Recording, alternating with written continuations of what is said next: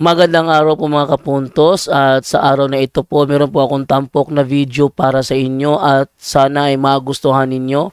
Kaya sa mga bago pa po sa aming channel, please po don't forget to hit the subscribe button at ang notification bell para maging notified kayo sa bawat video na ilalabas ko sa channel na ito. At bilang kahilingan po ng punto por punto team at naway maintindihan po ninyo, sana po wag nyo pong i-skip yung mga ads sa aming mga video. Sa maliit na bagay na po na yan, malaking tulong po yan sa ating programa at sa ating ministry. Sana po maunawaan po ninyo. Maraming salamat po, kaya wag na po natin patagalin. Simulan na po natin.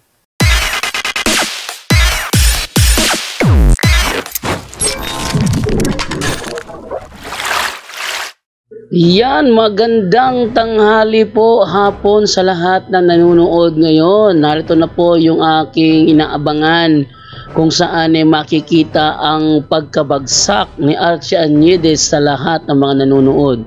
Siguro kung meron siyang mga membro na nanonood sa bahaging ito ng talakayan, tiyak makikita ng lahat na itong si Archie Añedes ay isang anti-Maria. Dahil niyo ha? Si Archie Añedes ay nabibilang sa mga sekta na pananampalataya na anti-Maria. Sa madaling salita, hindi nila matatanggap si Mama Mary sa buhay nila. Ating panoorin. Pastor Archie Añedes, ang Diyos nga mahal, tungod siya dakong gugma, ipadala ng bugtong anak. Mga paborito ng versikulo 1:16. O sa iyang pagpadalag anak, mipili siya o babae para mamahimong inahan sa iyang anak. Kung ang Diyos nga mahal, mipili kang Maria nga mahimong inahan, kinsa man ka nga di mo dawat ni Maria. Ito po, ito. Ang tanong ni Brother Dave Diaz kay Archie Añedes ay ito. Ipinadala ng Diyos ang kanyang anak. Ang sinite niyang sitas nasa John 3:16. Atin mo nang basahin ang sinasabi dito sa John 3:16 para mas lalong maunawaan. Sabi ganito, sapagkat gayon na lamang ang pagsinta ng Diyos sa sanlibutan. Ano daw? Sinisinta ng Diyos ang sanlibutan. Tapos, na ibinigay niya ang kanyang bugtong na anak upang ang sinumang sa kanya'y sumampalataya ay huwag mapahamak, kundi magkaroon ng buhay na walang hanggan. So ipinadala ng Diyos sa sanlibutan ang kanyang anak sa pamamagitan ng ano? Diretso ba? Galatia 4:4. Datapwat nang dumating ang kapanahunan ay sinugo ng Diyos ang kanyang anak na ipinanganak ng isang babae. So si Santa Maria ay siyang napili. Lucas 1:28, ganito naman ang sinasabi. At pumasok siya sa kinaroroonan niya at sinabi, magalak ka, ikaw na totoong pinakamamahal, ang Panginoon ay sumasa iyo. Sa madaling salita, kung babasahin natin yan sa Douay Rhymes version, ganito ang ating mababasa. Hail, full of grace, the Lord is with thee. Blessed art thou among women. So si Mama Mary ay pinili ng Diyos Ama. Siya ay pinili upang maging ina ng Panginoon. Lucas 1:43, ganito ang ating mababasa. Sino ako upang dalawin ng ina ng aking Panginoon? Ibig sabihin, hindi worth it si Saint Elizabeth nung siya ay dalawin ni Mama Mary. Para sa kanya hindi siya worth it. Abay, mas lalo nang hindi worth it itong si Archie Añedes. Ano? Kaya napakalaking karangalan na si Santa Elizabeth ay dinalaw ni Mama Mary.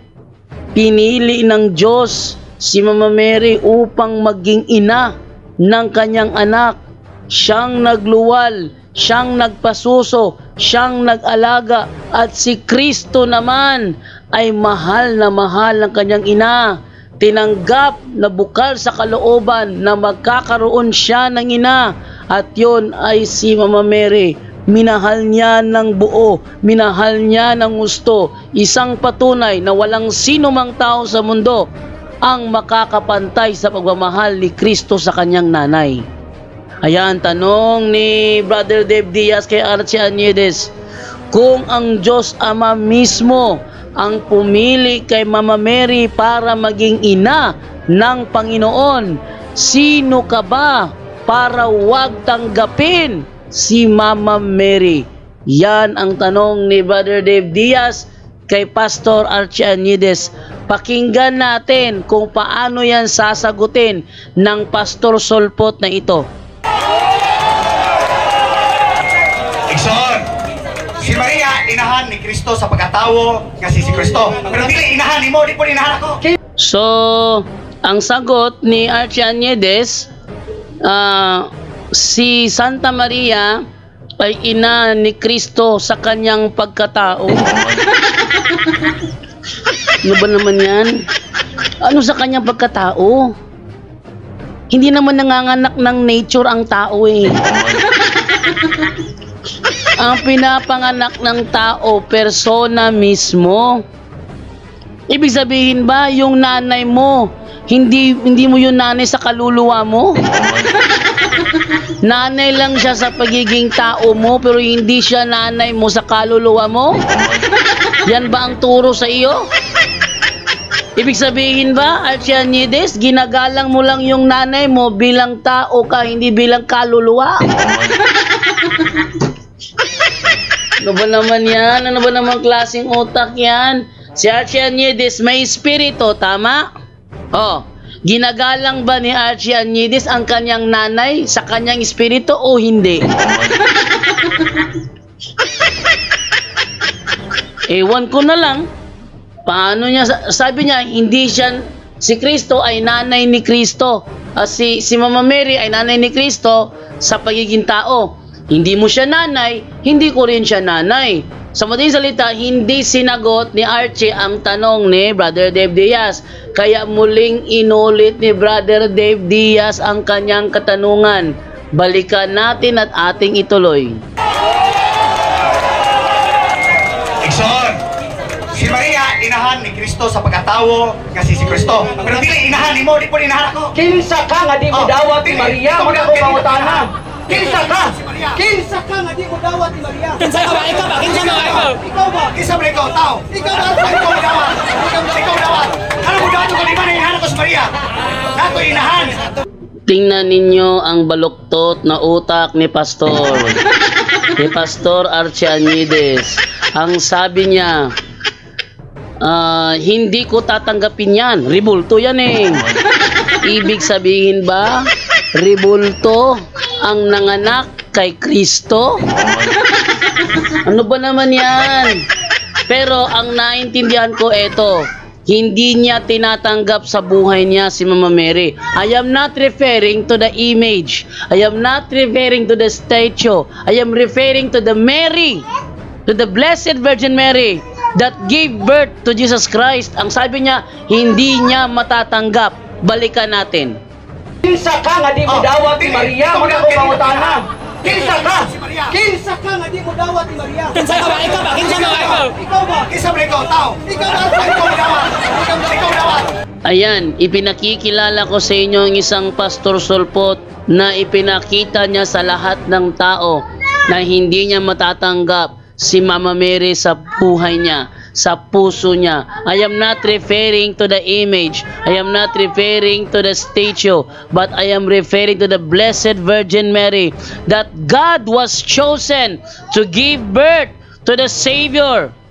Ha? Ayaw tanggapin ni Pastor Archie Aniedes. Gusto ko ipakita yan sa inyo na yung pastor na yan, pag kayo sumama dyan, lagot kayong lahat. Bakit?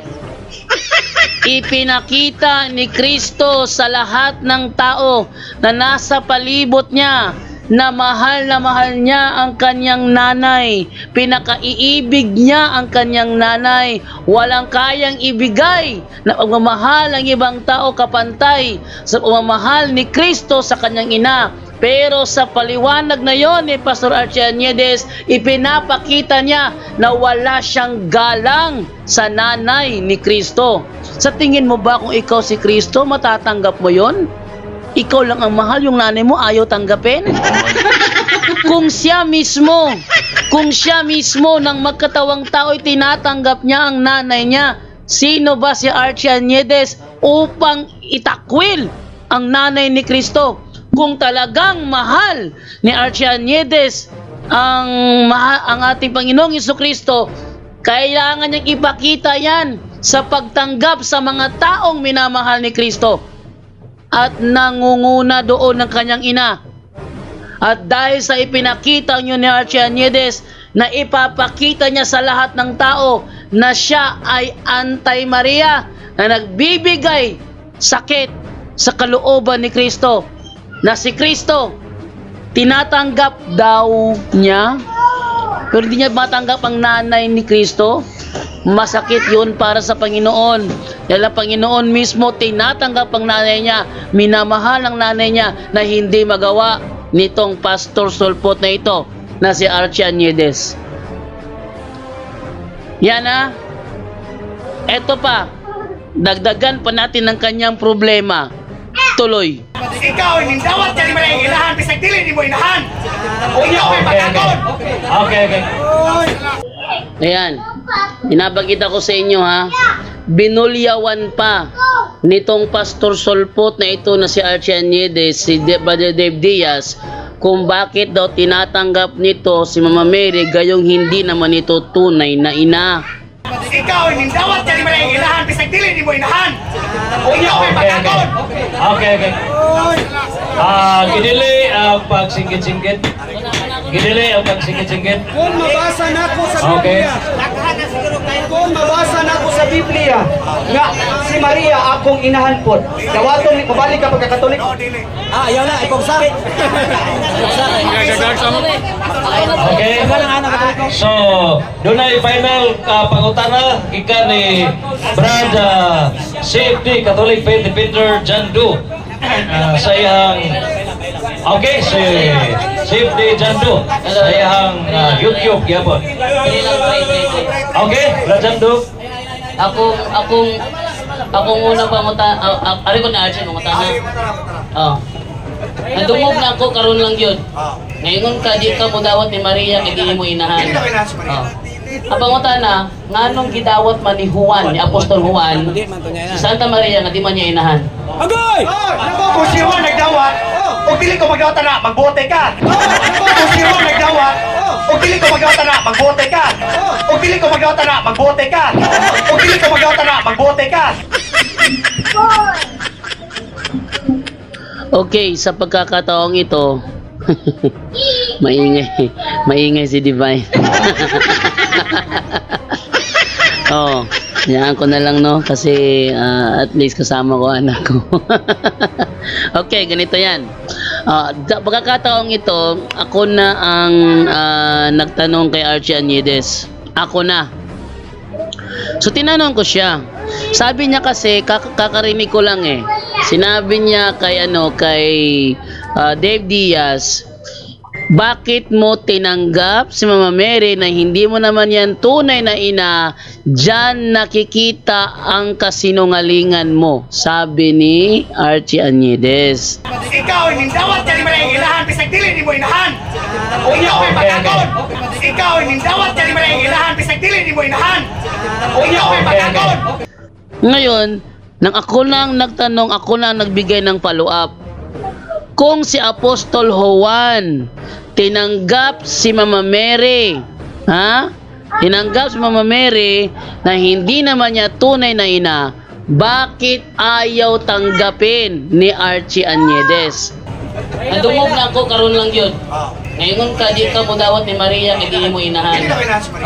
Abang utana, nganong gidawat man ni Juan, ni Apostol Juan, si Santa Maria nga di man niya inahan. Agay! Yan ay nasa Biblia. tinanggap, narito, 19 ng Juan. Nakatayo sa tabi ng krus ni Jesus ang kanyang ina at kapatid nitong babae, si Maria na asawa ni Cleopas at si Maria Magdalena. Nang makita ni Jesus ang kanyang ina at ang minamahal niyang alagad ito so sa madaling salita, si Archianides hindi kabilang rito, na nasa tabi nito, sinabi niya, "Ginang, narito ang iyong anak." At sinabi niya sa alagad, "Narito ang iyong ina." Mula noon, pinatira ng alagad na ito sa kanyang bahay ang ina ni Jesus. Dito natin makikita na yung pinakamamahal na alagad ni Jesus na alam nating hindi kayang gawin ni Archianides, tinanggap ang nanay ni Jesus. Kaya kung tatanggapin natin ang nanay ni Jesus bilang ating ina, matatawag tayong pinakamamahal ni Jesus. Etong taong ito, tinanong ko siya, tinanggap niya Apostol Juan kahit hindi niya tunay na ina, ba't ikaw ayaw mong tanggapin? Ang sabi niya, tinanggap niya Apostol Juan, anong pakialam mo kung ayaw kong tanggapin? Yun ang sabi ni Archianides. Sabi niya, tama, tinanggap niya Apostol Juan, pero anong pakialam mo kung ayaw kong tanggapin? Nagtawanan ng mga tao. Nakita kung paano bumagsak si Archianides sa kanilang harapan. Sasama pa kayo kay Pastor Archianides? Sasama pa kayo? Si Apostol Juan, mahal na alagad ng Panginoong Jesucristo, tinanggap ang nanay ni Kristo kahit hindi niya tunay na ina. Si Archianides nagpapanggap na mahal daw ni Kristo. Nagpapanggap si Archianides na sundalo daw ni Kristo. Ang tunay na sundalo ni Kristo si Apostol Juan, tinanggap ang kanyang ina. Pero si Archianides, sabi ni Archianides, ano ngayon kung tinanggap ni Apostol Juan? Anong pakialam mo kung ayaw kong tanggapin yan? Matatawag nyo ba yan na sundalo ni Kristo? O kaaway ni Kristo? Kaaway lang naman ni Kristo ang ayaw tumanggap sa kanyang nanay Sino ang tatanggap sa nanay ni Kristo? Yung mahal na alagad niya o yung kaaway niya? Sa Biblia mababasa, mahal na alagad niya ang tumanggap. Si Archianides sabi niya, ano ngayon kung tinanggap ni Apostol Juan? Wala kang pakialam kung ayaw kong tanggapin yan. Balikan natin para malinaw. Makita nyo na talagang salungat si Pastor Archianides sa mga apostol. Tuloy. Akong unang pangutan, ari ko na Archie pangutan. Nadungog na ako karon lang yun. Ngayon ka di ka mo dawat ni Maria kay dili mo inahan. Abangutan na nganong gidawat man ni Juan, ni Apostol Juan, si Santa Maria nga di man niya inahan. Agay! Kung si Juan nagdawat, o dili ko magdawat na, magbote ka. Kung si Juan nagdawat, o dili ko magdawat na, magbote ka. Ayun, narinig niyo yun? Ang sabi niya, alam niya na tinanggap ni Apostol Juan si Mama Mary. Kung si Juan nagdawat, o dili ko magdawat na, magbote ka. Kung si Juan nagdawat, o dili ko magdawat na, magbote ka. Pero ano raw pakialam ko kung ayaw raw niyang tanggapin? Nakita nyo? Ulitin natin ha. Ang sabi niya, alam niya na tinanggap ni Apostol Juan si Mama Mary. Pero ano daw ang pakialam ko kung ayaw niyang tanggapin? Akong unang pangutan, ari ko na Archie pangutan. Nadungog na ako karon lang yun. Ngayon ka di ka mo dawat ni Maria kay dili mo inahan. Abangutan na nganong gidawat man ni Juan, ni Apostol Juan, si Santa Maria nga di man niya inahan. Agay! Kung si Juan nagdawat, o dili ko magdawat na, magbote ka. Kung si Juan nagdawat, o dili ko magdawat na, magbote ka. Ayun, sigawan ng mga tao kasi nakita nila kung anong klaseng Pastor Sulpot si Archie Añedes. O, yan ha. Nakita ninyo? Sino ba ang willing tumanggap sa nanay ni Kristo? Ang kanya bang alagad o ang kanyang mga kaaway? Biblically, ang tumanggap ang kanyang mga alagad. Si Añedes, ayaw niyang tanggapin, napahiya, sigawan ng mga tao. Mababawi kaya yun ni Añedes? Naku, ewan ko na lang. Ituloy natin kung anong pangyayari. Kita ninyo ha? Kalaban niya si Kristo rito.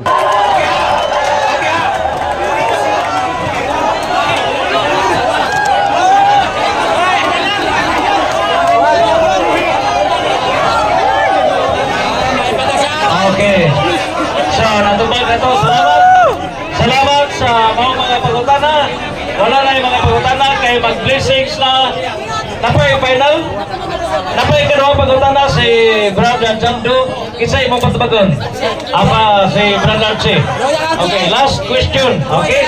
Ang atong oras alas 7:35 na sa kagabion. Okay, final question. Ayan, so ako ay binibigyan ng pagkakataon na makapag-final question kay Archie Añedes. Pakinggan ninyo kung ano aking tinanong kay Archie Añedes. Ang ganina nga naay panahon mag-ampo ka, mag-imagine kang naging istorya ka ni Jesus. Diba? Oh. Nag-imagine mo ka nga nag-istorya mo ha. Ang pangutana, unsay nawong niya sa imong imahinasyon. Okay, tubag. Iyon sa Buhat 17:29. Busa kay mga anak man kita sa Dios, dili na to naon nga pagka-Dios sama sa dagway sa larawan sa tawo nga gibuhat sa kahanas mo tawo. Ayon na Dios nga anak. Okay, tinanong ko siya. May mga pagkakataon na ikaw ay pag ikaw nagdarasal, ini-imagine mo na nakikipag-usap ka kay Kristo, no, harapan. Sabi naman niya, oo. Ang tanong ko sa kanya, anong itsura ni Kristo sa imahinasyon mo? Ang binigyan niyang talata, Gawa 17:29, na wag nating isipin na ang larawan, ano yun?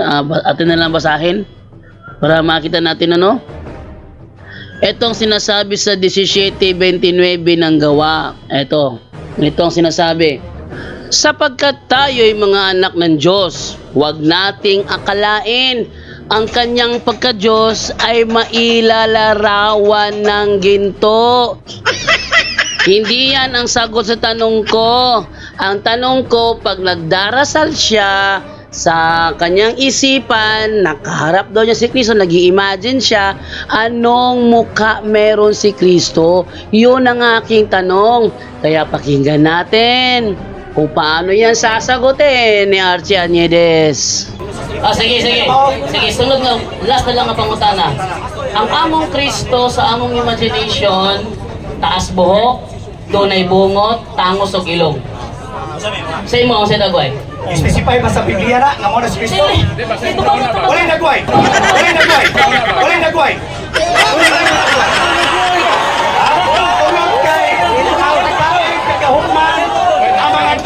Dando, yang Ginoo dili tao kay way dagway. Basta mo ito yung tulang ba nila kwa. Yang Ginoo di tao way dagway. Kaya nga ni Kristo na pagkatao siya di kalibutan na way dagway. Wayo.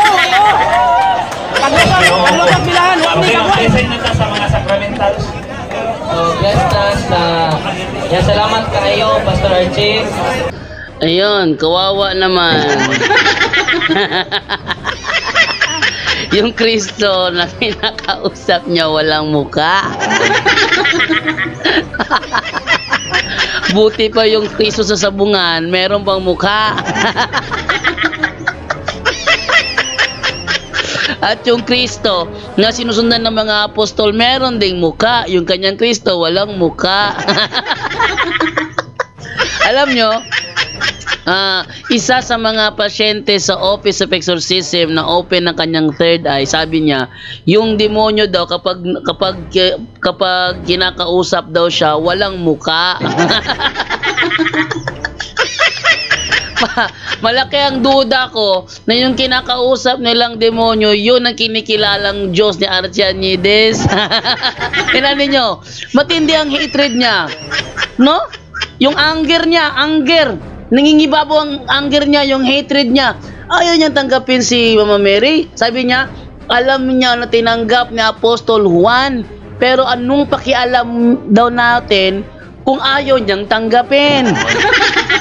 Tapos, yung Diyos niya na kinikilala, walang muka. Sabi ng isang pasyente sa Office of Exorcism na bukas ang third eye, sabi niya, kapag siya daw ay kinakausap daw ng demonyo, ang demonyo walang muka. Kaya malaki ang natin, na yung kinikilalang Diyos, itong Archianides, yung mga demonyo nakikipag-usap sa mga open ng third eye na mga walang muka. Yun, so ayan, nakita ninyo kung paano nabutata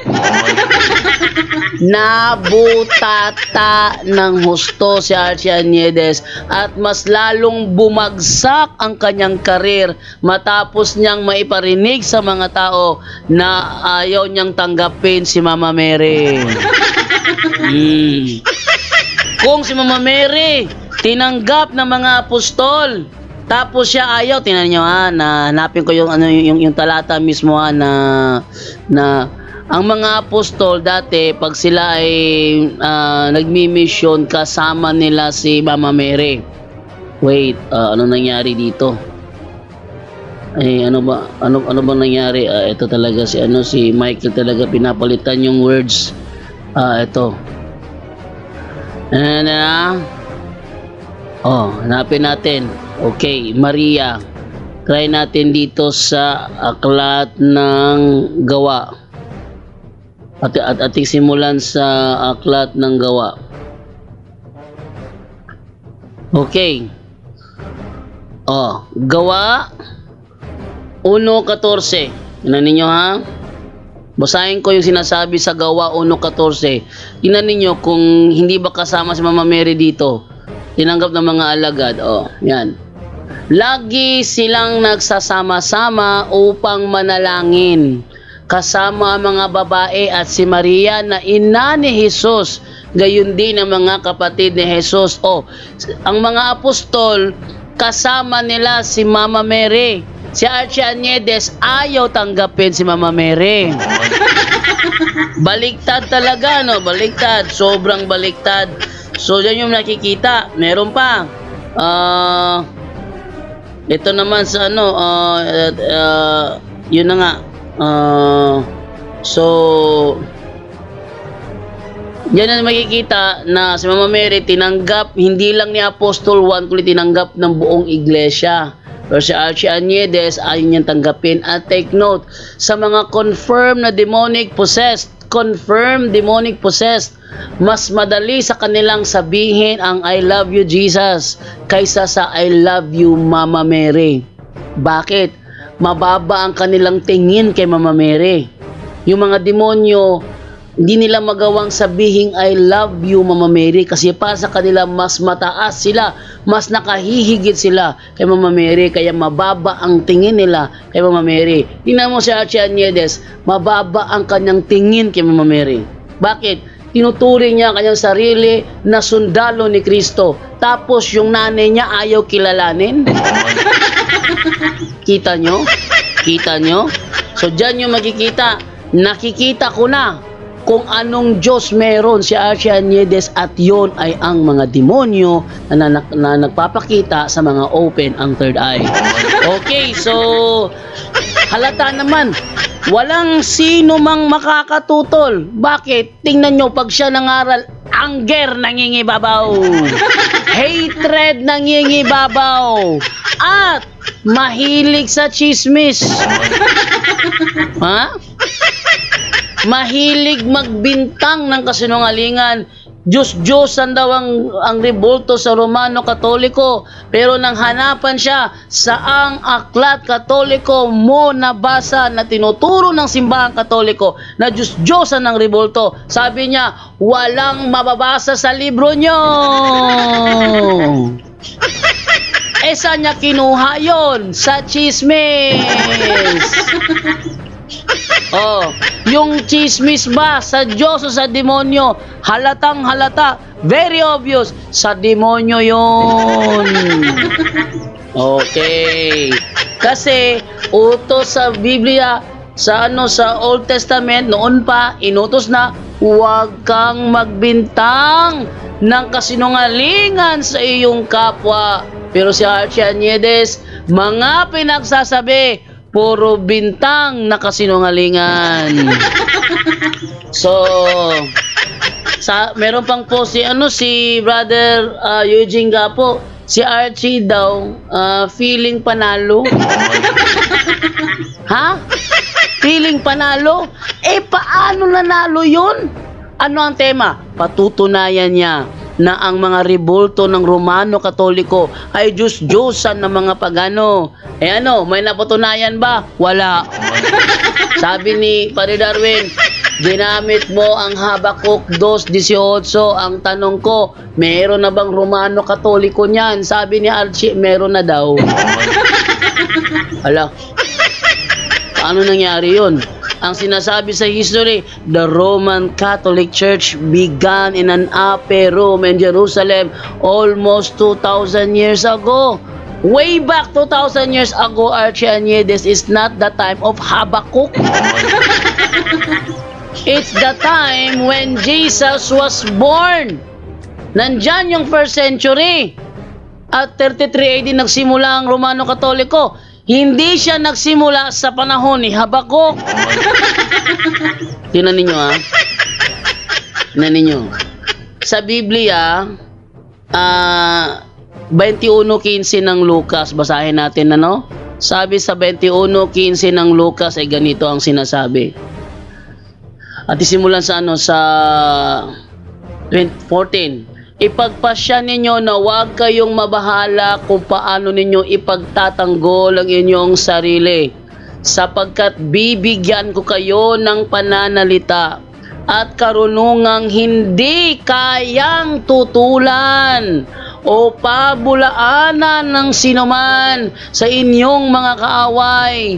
Yung sinabi ni Archie Añedes na sa panahon ni Habakuk may Romano Katolika na, ay napapabulaanan yun. Ha? Natututulan yun. Bakit? Dahil kasinungalingan yun. Oh, sa madaling salita, walang guidance itong si Archie Añedes. Ang meron sa kanya, ligaw na kaluluwa. Oh, nakita ninyo? Wala talagang panama si Archie Añedes. Ano ang topic? Patutunayan niya ang larawan ng Romano Katoliko, Diyos-Diyusan. Anong ginawa niya sa istanya? Ang mga presentation niya, ang mga pag-aano, sumasamba sa mga Diyos-Diyusan. Teka. Hindi naman yun ang temang pinirmahan. Ang temang pinirmahan na ang larawan o rebulto ng mga santo sa simbahang Katoliko ay mga Diyos-Diyusan. Hindi issue sa debate kung ang mga pagano ay sumasamba ba sa Diyos-Diyusan o hindi. Ano ba naman? Oh, napunta pa siya sa purgatorio. Hindi rin issue ang purgatorio. Napunta pa siya sa bakla at sa tomboy. Ano ba naman yan? Hindi rin dun issue ang bakla sa tomboy. Tapos gumamit siya ng Roma 1:21 hanggang 23. Gawas. Roma 1:21 hanggang 23. Ginamit pa yon ni Archie Añedes. Ano ba ang topic? Patutunayan niya na ang rebulto ng mga santo sa Romano Katoliko ay mga Diyos-Diyusan. Yun ang kanyang topic. Ngayon, yung sa Roma 1:21, sino bang tinutukoy doon? Yung ba'y tumutukoy sa iglesia ng Kristiyano sa Roma o sa mga pagano sa Roma? Pagano sa Roma tinutukoy doon? Ha? Hindi naman ang iglesia ng Diyos na nasa Roma. Kasi yung iglesia ng Diyos na nasa Roma, yon ang kilala ngayon sa tawag na Romano Katoliko. Palpak talaga si Archie Añedes. Sa madaling salita, wala siyang punto kahit piso.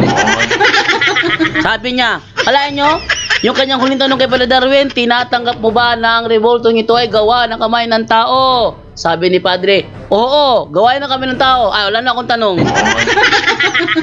Ano ba ang tema? Patutunayan niya na ang larawan ng Romano Katoliko ng mga santo ay mga Diyos-Diyusan. Di naman tema na patutunayan niya na ang larawan ng Romano Katoliko ay gawa ng kamay ng tao.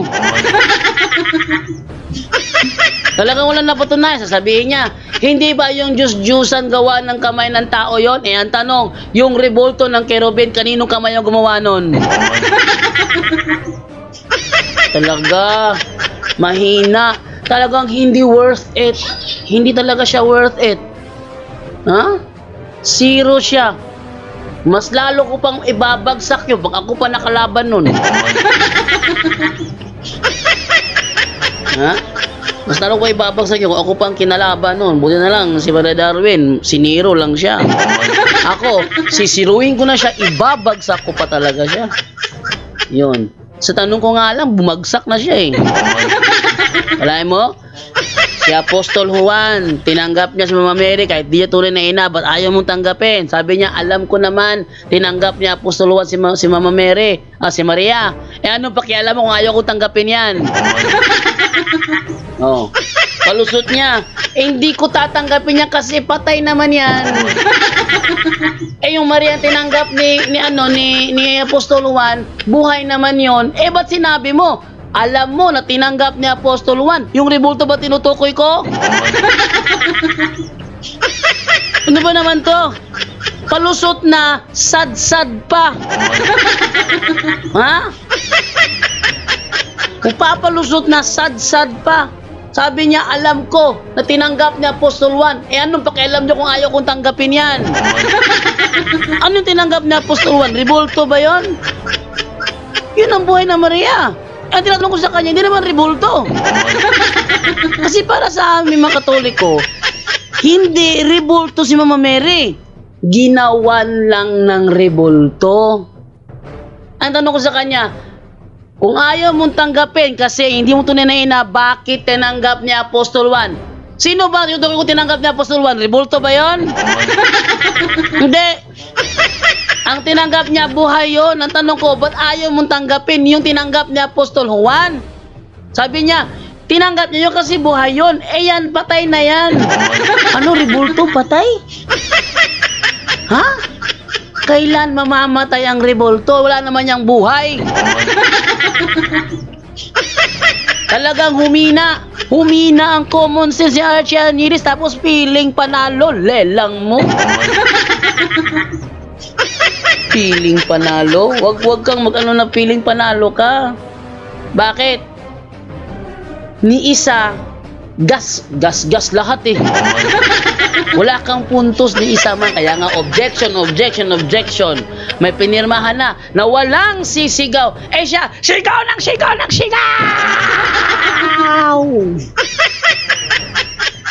Iwan ko na lang. Kaya, na-enjoy ba kayo doon? Abangan nyo po, susunod na episode ng Straight to the Point. Yung may nakatalakayan akong Sabadista bago magsimula ang programa. Yun naman ang ating episode. So, babalik ng Straight to the Point. Paalam!